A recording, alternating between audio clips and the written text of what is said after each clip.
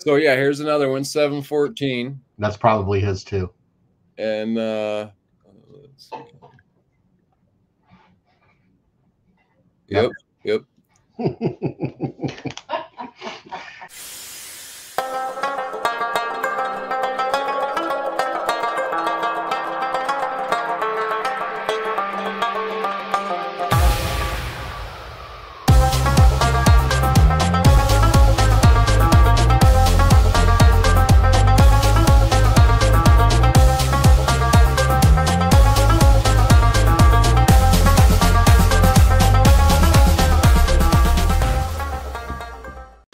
So then you have this lot 1011, and they have a flat back basically on it, just planchet form, no indentation or strike to it, that was their style for that city. Okay, so a lot of that Etruria? Yeah, it's in Italy. Okay. Those are commonly done with just a flat back.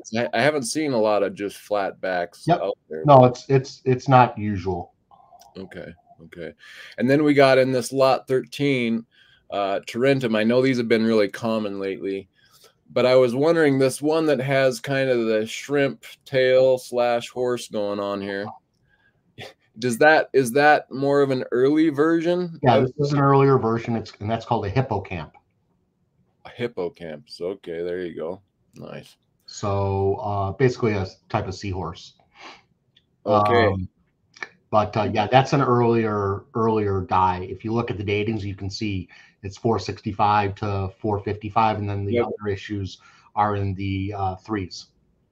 Yep, like these right here. And then most of those have a horse on one side, and yeah, so you get an archaic style, and then it goes all the way down from there, and you get all kinds of really interesting. Like that's a cool type because it actually has the guy working on the hoof of the horse. That is very cool. I just now realized after you said that what he was doing. He's doing a little shoe job on the horse there. Oh, that is cool. And Tarentum was they were very big in raising and training horses. So that's, of course, that was part of their economy. So that's why they typically use horses. And the figure on the back, that's Tarsus. He was named after the city. He founded the city. Supposedly he was drowning, and a dolphin saved him and brought him to shore so he didn't drown.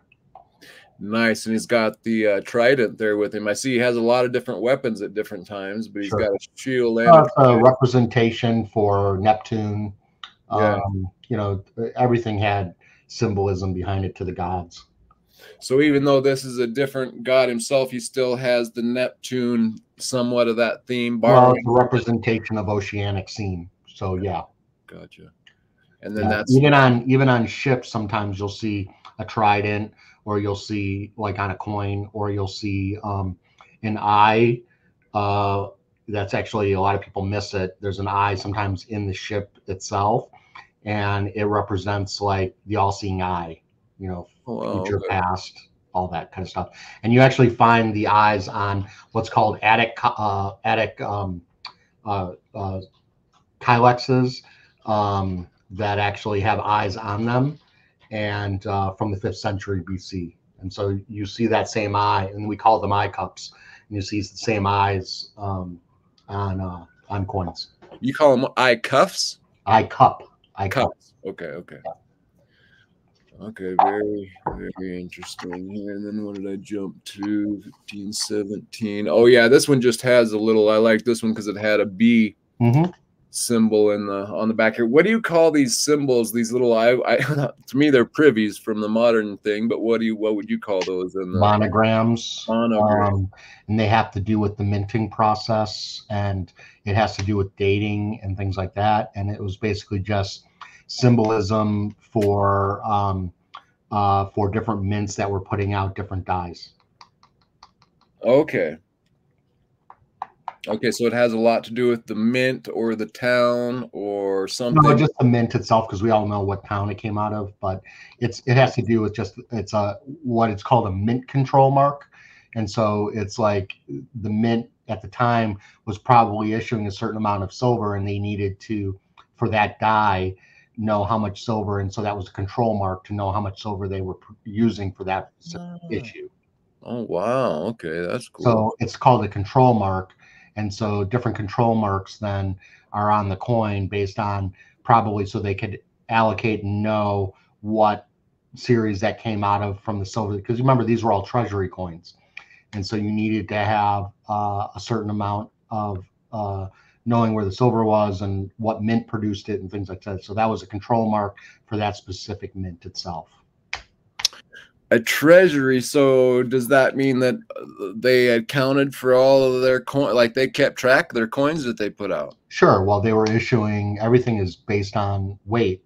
So most of the coins will come in a specific weight standard for each type. So if we know if something is way underweight or way overweight, there's a good chance it might be fake, because they were very precise in how they made the planchets, and it was done by weight. And so these were treasury coins. There was a way of transferring wealth around was only done in gold and silver during this time period. And so these weren't always generally spent by people or everyday people. They use bronze coins. But let's say you were traveling from one city to another, you might take one silver coin, go into that city, and trade it in for a bunch of bronze coins that were used for that city. And then and so silver ended up being a kind of universal wealth transfer. Yeah, interesting. Then you would get bronze coins that you could then spend throughout the city.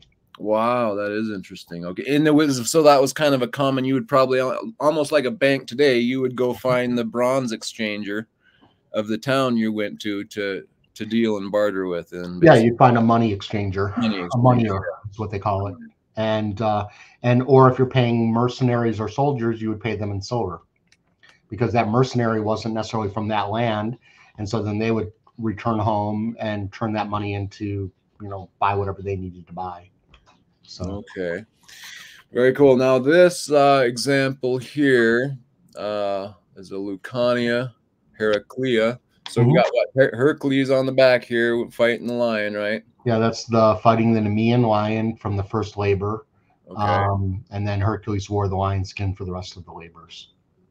Okay, so this represents kind of the first labor then, almost. That's the first labor. That's the first labor. Okay, well, I don't even know what all that is, but that is great information, I'm sure. So in this, these have the, what do you call it? I heard you call it an esquila or it's a scilla. It's a creature with a serpent tail. And I noticed, yeah, it has a tail, and on some of them it has a head that you can see on the tail, almost like a dog head or something on one of the. I noticed. Yeah, it's they were like the skill was a sea monster, and it sometimes had dog representation in some of the tentacles and things like that. Yeah, right here at the kind of the forefront where the dogs are kind of like it's supposed to be represents like howling. So like if you're at the sea and the water's hitting the rocks, that's supposed to be like the howling of the dogs. Okay. So because a lot of ships would crash against the islands and break apart, they saw that as like the god, you know, taking out their ships. Okay, and so in this next one, the Squilla or whatever it is kind of wore off or something happened there. But here he's already skinned his lion, so this would be a later issue. Later issue.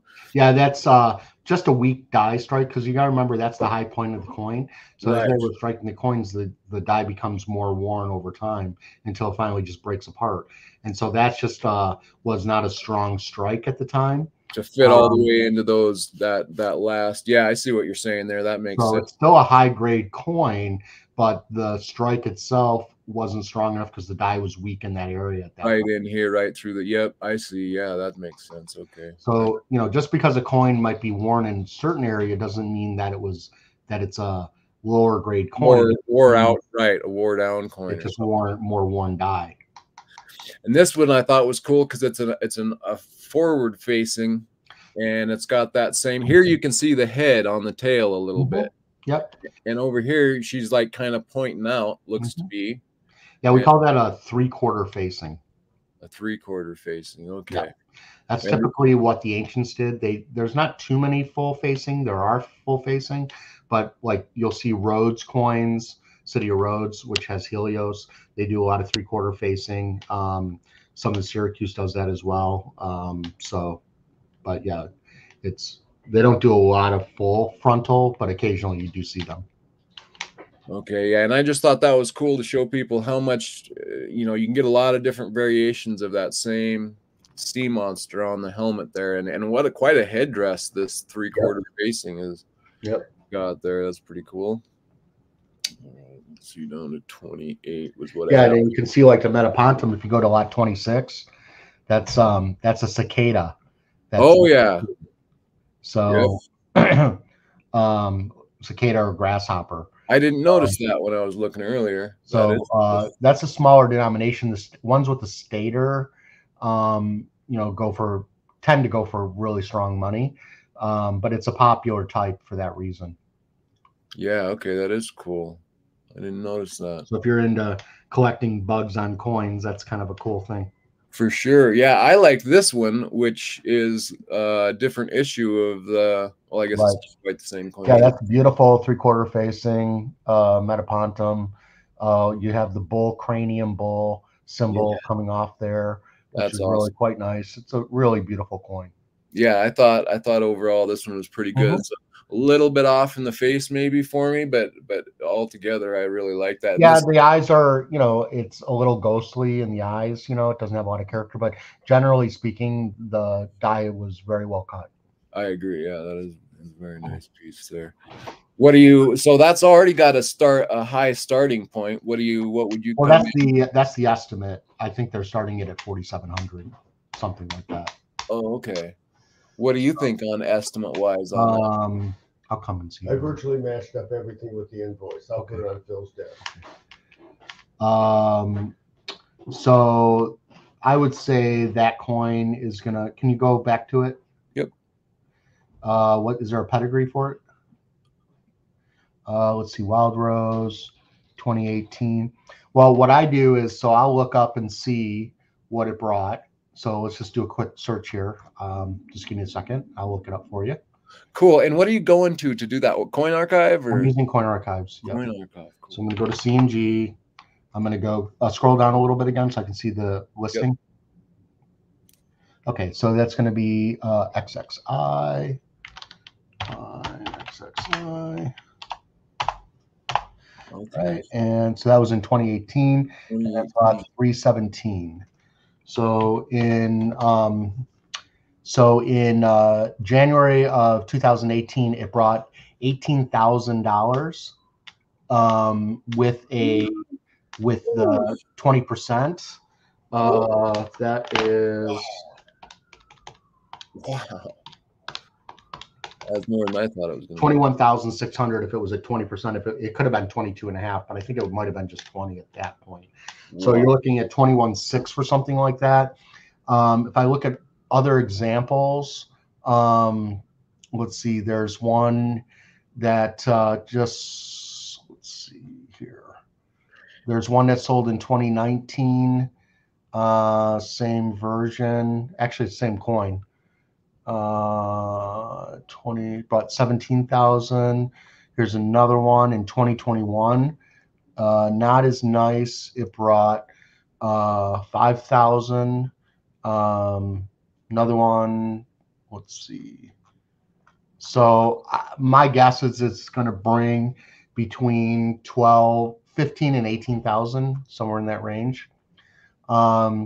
It may go for less. Here, let's just take another look here really quick here. So you're not, I would have said if it would have went for 18 back then, it'd be over 20 by now for sure. I think he overpaid for a little bit. I see. Okay. They had it estimated in 2018 for 30,000. So they had a high estimate on it. That is high. So I know the collector, he passed away, so there's nobody here, nobody to complain. So he's a gentleman who just passed away recently. the guy who's they're selling this collection, the Wild Rose collection. And so typically if somebody passes away and there's descendants, they don't generally, they care, but they don't care because they're not as invested personally in this material. And so what will happen is that the auction house will say, well, he paid 18,000 plus juice for this, but we're going to start it out low and it's going to go really high. And the family usually just says, okay, fine. And there's nobody to complain.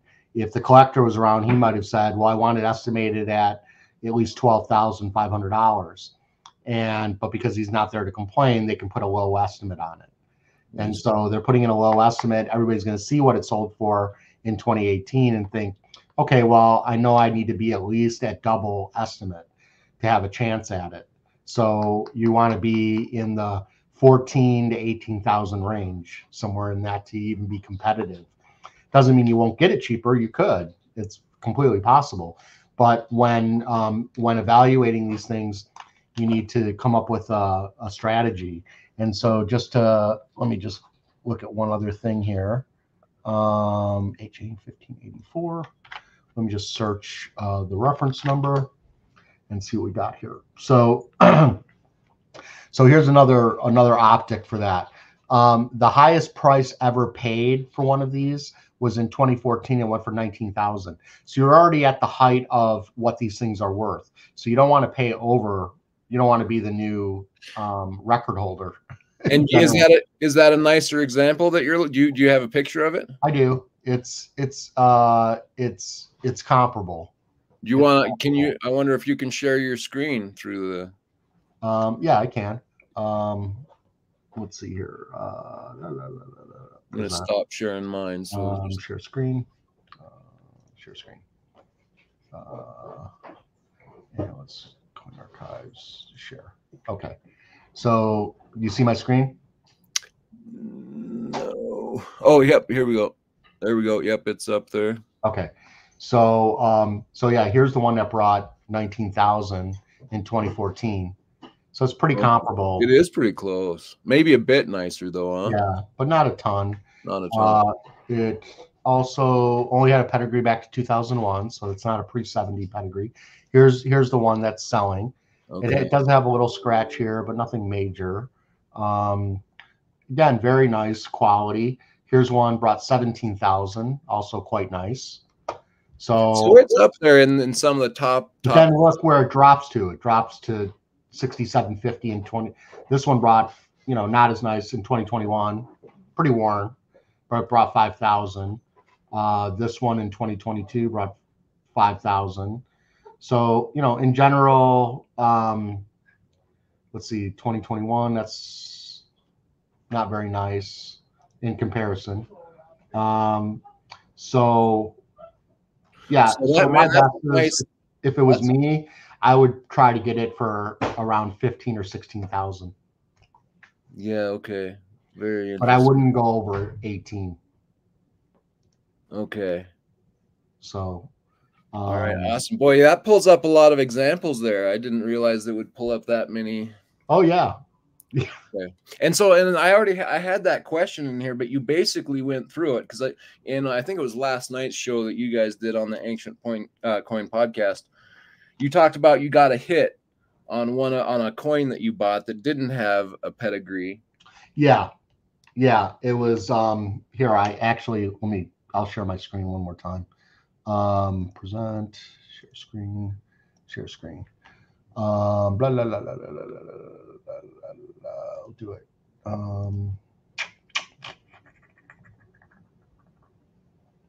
I'll do it in Coin Archives. Hey, welcome in Welch Coast Services. I know, big hitter here. So did you see my screen again? Yeah, let me grab it. Yep. Okay. So I'll show you the coin because I already sold it. Press high lowest. Okay. So here's the coin. And so when I bought it, it didn't have a pedigree. And then I found this pedigree here back to 1956. And then from there, I found this pedigree back to 1906. And then when I pulled the catalog, it said on the catalog that it was duplicates of the Athens Museum. Oh, wow. So when I bought it, it had no pedigree, and then I got the 56 pedigree, then the 1906 pedigree, and then the Athens Museum pedigree. Oh, that's awesome. So that's like that was a big hit for you then, kind of, really. Yeah, I mean, I already had it priced at 14,000 before I knew the pedigree, but it just helped me sell it a lot faster. Wow, that's very cool. You have one that's that same coin, but it was up for $3,000, and somebody else bought it, but that was almost me. It was this one. Oh wait, let me go back here. It was let me just do aggregates.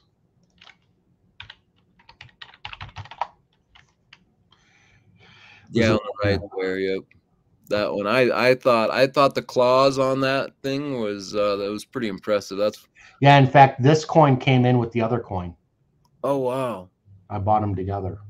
Oh wow! So it had a little bit of porosity in here. I seen that, but I was after the other side anyway. So, but yeah, but it was pretty nice coin overall. It was. I'm frustrated that I didn't get it now that it's somebody else. Well, the guy hasn't paid for it yet, so if he doesn't pay for it, I'll let you know. Okay, good. Because he's a new client from Europe, and so if he doesn't pay me, then I can let you know. Awesome.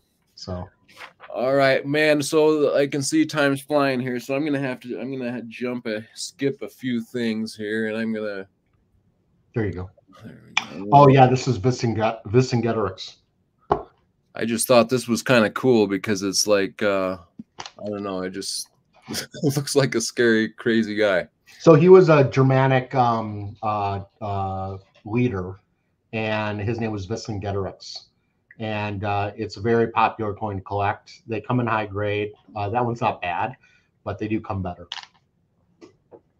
I kind of like it just because it's a wild man looking thing. Right. And then over here we have a scary looking. I don't know what this is, but this looks like it's Roman Republic, and it's one of the moneyers, and it's just a goddess. She's dragging a stag by the horns there, like it's nothing. It's kind of well, she's probably worshiping it. So, but anyway, what I wanted to show is over here, lot 608. Yep. So I was scrolling along here, and I seen this, like, oh wow, that's nice, that's provocative, and it's a good looking coin. I kind of liked it, very provocative looking. But then it was funny because I was scrolling down, and so now let's go to 639, and yeah, and then it's like, okay, that's not bad. It's kind of the same thing going on there. Not too bad, not quite as good, but still nonetheless. Yeah, if you go to that one, the Octavian that you were just on, I'm pretty sure that's X Wayne Scheibel. Go back. This, yeah, click on that. It'll probably say X Wayne Scheibel collection. Yep. So Wayne was one of our clients. He actually was my printer for our catalogs for probably 20 years. And Wayne was collecting a series of Venuses showing their ass. Okay. So he was collecting anything with an ass. Well, that's this next one, because it's funny. It's just like you watch the level of art. So yeah, let me go to the next one here. But he was specifically looking for ass coins. That was his thing. So yeah, here's another one, 714. That's probably his too. And let's see. Yep. Yeah, see, he got Wayne's collection. Unfortunately, his daughter didn't like us, and so she didn't give us the collection. Wayne unfortunately passed away, and we didn't get the collection. And then there's this one, and it's like, ouch, just a complete, what happened there? Yeah. So yeah, I just thought that was kind of funny. That's not what I'd want, but whatever. Yeah, the first one I was kind of impressed with, but then we get down here. And well, good die cutters and bad die cutters. What can you say? No doubt. So another thing that I wanted to look at was, and there's a lot of these.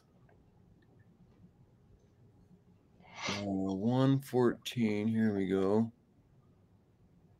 Mm-hmm. So we have this, this, what I would consider, don't we consider this a Spartan helmet? I suppose it's just a Greek helmet.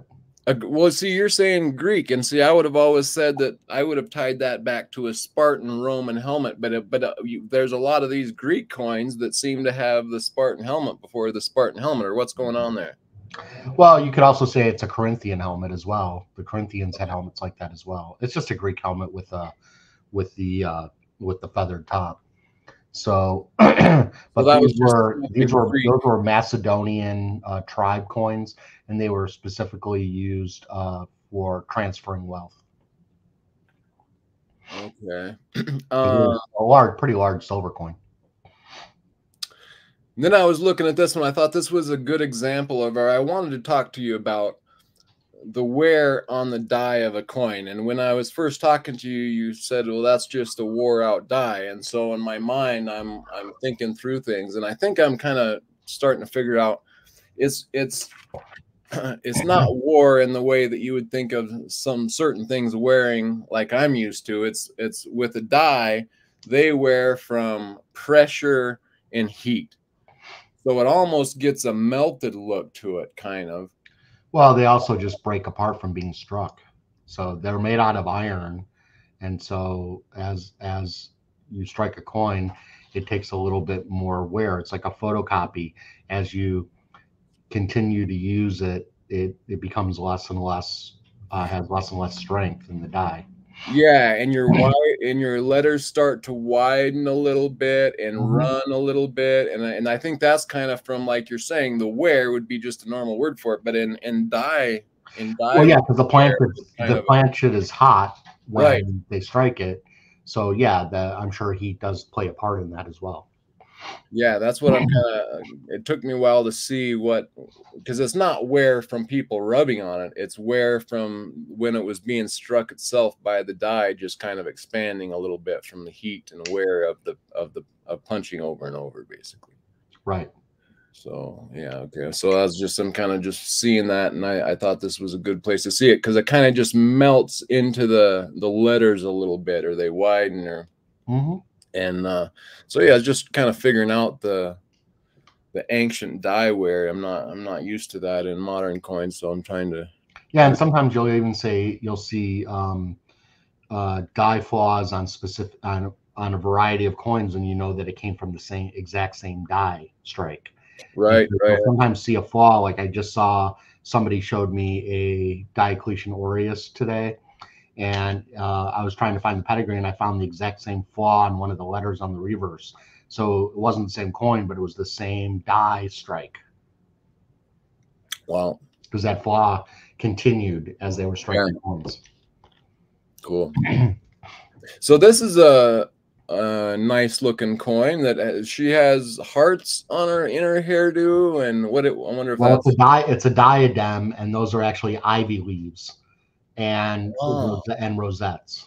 Okay, I figured that it's a gold diadem that they wore. They put on the deceased, and gods wore them as well. Okay, so that's an actual leaf, because I was surprised to see looks like they formed hearts on there, and I was kind of surprised to see that. It's a leaf. Okay, okay. They call it an ivy leaf. You know. Okay, let me see here. 123. Oh, and so here is the Philip II coin, right? Or no, this is Alexander the First. That's Alexander the First.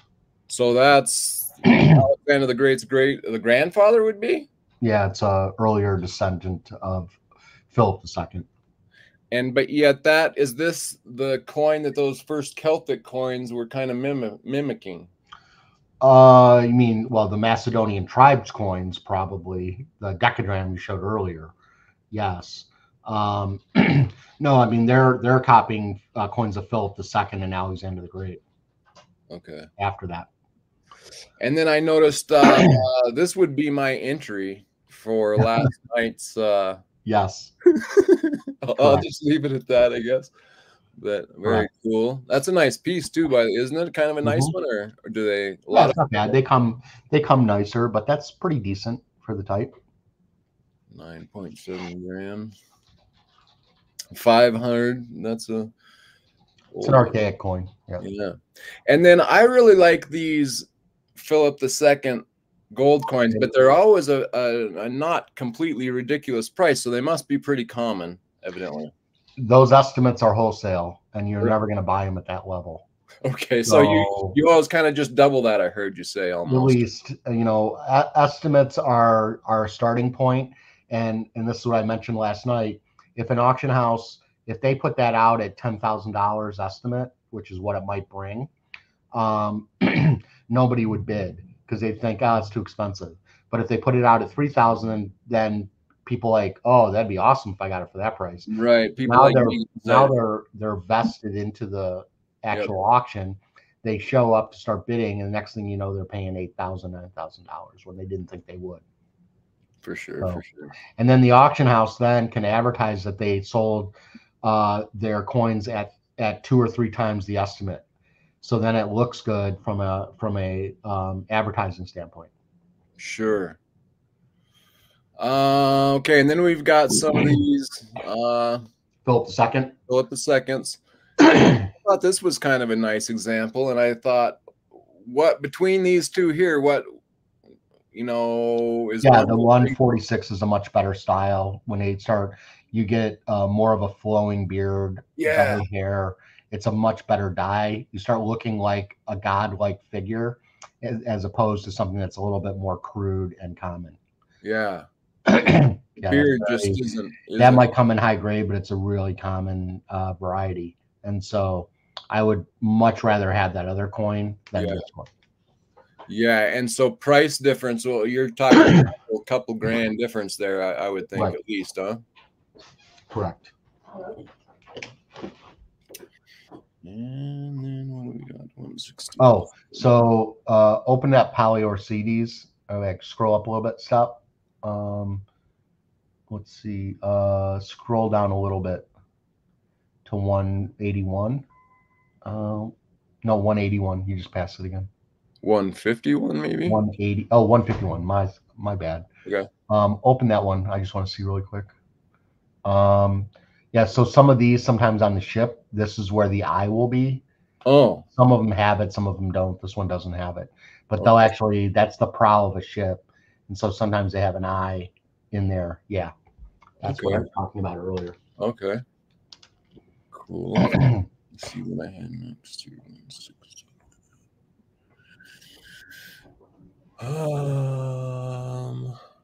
Oh yeah, I thought this one was cool because of the level of detail in her hair is quite cool. And then this shield here, it actually shows like the band of the shield going around his forearm there, and him grabbing the hand. I thought that was cool with the snake in there. Yep. Here, what's that lot number? I actually going to be bidding on that coin. For a client. It's 169. Yep. 169. Wild Rose Collection. Oh, actually, you know what? I passed on it because I bought the one in NAC. So I am passing on that one. So, but I bought a better one in NAC. Oh wow, because this one isn't bad itself. Yeah, I bought even a nicer one in NAC. Cool. It is nice. Let me see if the one in NAC. Hold on. Right, Homestead? That would just be crazy. 2181. Just comparing them really quick. Oh, and then we got this Delphi next. I wanted to ask you about that too. Yeah, so the one I bought in NAC, I paid 8,500 Swiss francs. Okay. So, so pretty nice coin. So you could probably get this one a little under that one. Yeah, I think so. Yeah. All right. And then I wanted to add this Delphi coin. I know from your ancient coin books that my favorite coin is the Delphi, that there's like only 10 known or whatever. But this is from the same place, but it's a tiny coin, right? And it's very small, tetra oval. Yeah. Trihemi oval. Trihemi oval. Yeah, you're right. 1.1 grams. So that's small. Yeah, it's only 11 millimeters in diameter. But what condition is this? Is there a lot of these? What condition is this comparably to those, or? Cedarland sold it, and so it only sold in 2022, not that long ago. Yeah. Here, let's see what it brought, just out of curiosity. And you're in Coin Archive again doing this. Yep. You can do it in AC search too, but I use this one. When you're 20. When you're putting in keywords for Coin Archive, what words are you putting in, like focus? No, I can. So C&G actually has they have a listing where you can just go to the actual company that sold it. Okay. And then you can look up that specific auction and go right to that lot number, so you don't have to do a search. Okay. So all right, so that one brought $1,400 hammer in 2022. So they're not very common, evidently, even in that bad condition. Or they're just that sought after. Yeah, it's pretty rare in general. Let me just see here. It should be Delphi 25 PCD. Just do this. Because I know this coin doesn't look like much, guys, but the is the other one a tetradrachm? The 10 example one that's beautiful from Delphi? Or a stater or something. It's quite a bit bigger, right? Probably, yeah. That one, the one in your book is absolutely amazingly gorgeous, but this one's kind of cool, but it's not in the best of shape here. No, and they're not as common. Okay, so there was one that was sold in 2024 in April of this year. Not as nice, but not terrible. A little worn. It brought 1,000 euros. There was one that sold in Nomos, far better, but it brought almost $5,000. But a really nice coin. Here's another one for 20. Not nice quality. These are probably. Oh, there's another one. No, it's not a rare coin, but they don't come very nice, generally speaking. Here's another one that sold much nicer than this one in 2010, brought 6,500 Swiss francs. And then here's another one in 2010, brought 3,200 Swiss francs. So I would say 10 examples at least. This is probably mid-range for it. And I would expect it to go for, between, probably going to go for around 1,500 to 1,800. Okay. That's my guess. Wow. Because the one that just sold was easily the finest known. And so that person's satisfied. This one's not that nice quality-wise, metal-wise. So it's going to probably sell under 2,000. That's my guess. Yeah. So okay, very good and interesting. Let's see. I had 180. Oh yeah, these newer versions. So I was looking at this up close. There's some good art in these, but I liked it on the helmet. He's got little, what are these? Some type of little heads on his head. Probably little serpents. And then another little horse-like animal there. Some cool imagery. And so this is Athens after it got taken over by Rome. Is that right? Yeah, this is they call them New Style Athens tetradrachms, and this is what Athens went to under the Romans. Okay, and then while I'm on that subject, so I wanted to dig a little bit into imperial and provincial, and I know that the provincial coins are Greek providence coins that when the Romans took over, they were putting out coins with Greek lettering in the Greek provinces, and that's called provincial. Did I get that much right? Yep. Okay. And then the imperial, I guess my confusion comes in the imperial, does that span from before provincial to even after like no, imperial just means that it was issued in Rome. Oh, okay. Well, so it was issued by the imperial, by the king himself, as opposed to the provinces, which would have been under governors that were issued. They were governed by the emperor, so they were done in the emperor's name, but they were controlled by the cities, the Greek cities. Okay. And so the dyes and all that was definitely, provincial coins typically don't have as nice of art. They are there's a lot of rarities and scarcity because of the amount of cities that were issuing them in different time periods. But it was all done under the Roman emperors, but not under the bequest of the Roman emperor himself. So then the Roman coins that were before provincial aren't necessarily imperial, or then? Well, the Roman coins before the Romans would be the Republican. Only issued in Italy. Okay. So that I would refer to those. Republic. So when the Roman Empire took over, they were, before that, they were issuing, it was basically Greek coinage. And so that would be considered BC material. And so that's going to be more under the cities themselves were issuing coins, or the kings that were running those kingdoms were running their own coinage. And when the Romans took them over, then they started issuing coins under those Roman emperors in the provinces. Okay.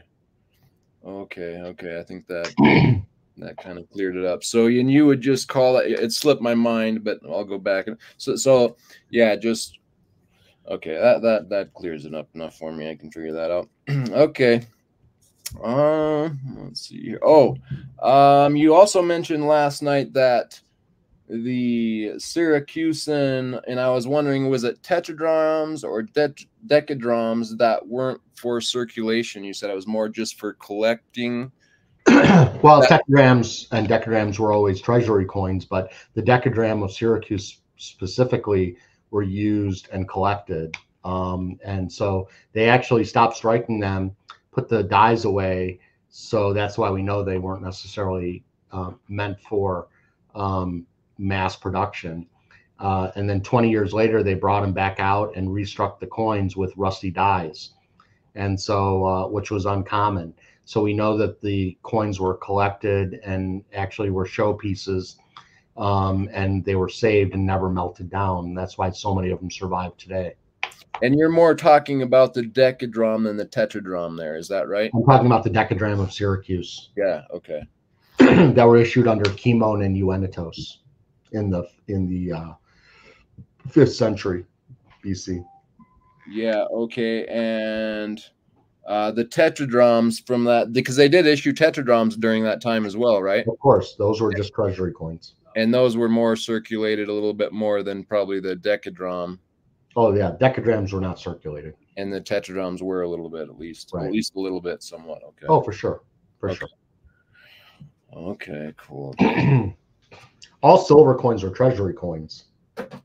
All silver coins were treasury coins. So, and you're saying that the bronze and whatnot can be more done by a city, and so they aren't necessarily considered. Or they were done by Rome as well. They were imperial issues, but it's what people would use to buy a loaf of bread, or right, trade things, Whereas the treasury was more for bigger, larger stuff. Wasn't bronze coins basically consider it like this. Bronze coins were the smaller denomination that you could use in everyday life. Yeah. Okay. Awesome, awesome. Okay. Oh, I wanted to go look at least one more coin, and then we're gonna wrap up here. And Neil, you are correct in all of those comments. Oh, Neil's always correct with his comments. All right, I'm gonna look at 287. Sorry, everybody. Oh no, that's not what I wanted. I wanted 238.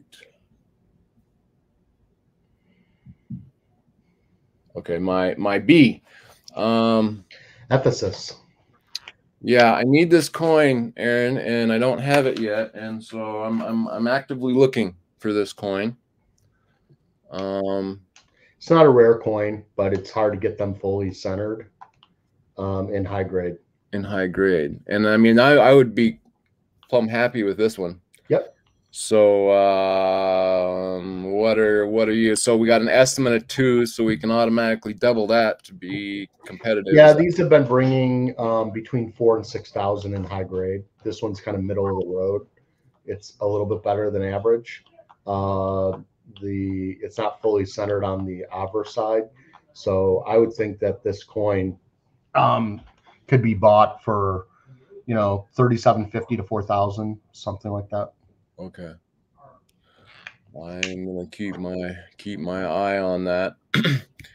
And you might be bidding in this sale as well. Oh, I am. Yeah. You are. Yeah.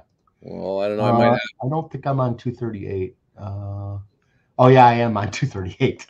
Oh, somebody else wants this one as well. Yeah. Wow. So how does that work? So I would have to get on and bid against you in that case, which is not a good idea. But that's up to you. Right.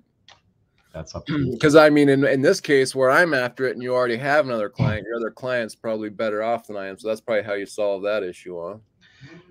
Sometimes I'll tell clients like, hey, if you're not willing to go to this level, then someone else is. So why? Yeah. Okay. Yeah. So well, let me know what this guy's after, and yeah, I'm sure you know.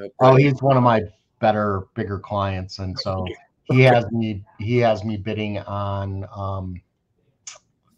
For him, I'm bidding on 41 lots. Wow. No, a little less. 40, 39, 37, 36, 36 lots. Woo-hoo. Yeah. Wow. That must be fun. Cool, Aaron. Well, this has been great. I'm gonna let you go because I have a bunch more examples, but you know, you got your time. And I know you're busy, so. Well, my pleasure. I'm glad I was able to do it. Thanks. Good job, Neil, and the rest of you guys. And until next time. Yeah. All right. Hopefully we can get you back up here, and we'll go through some more. I greatly appreciate it and learn a lot. So. My pleasure. Anytime. Thanks again, Aaron. We'll catch you care. guys on the next one. All right. Bye-bye.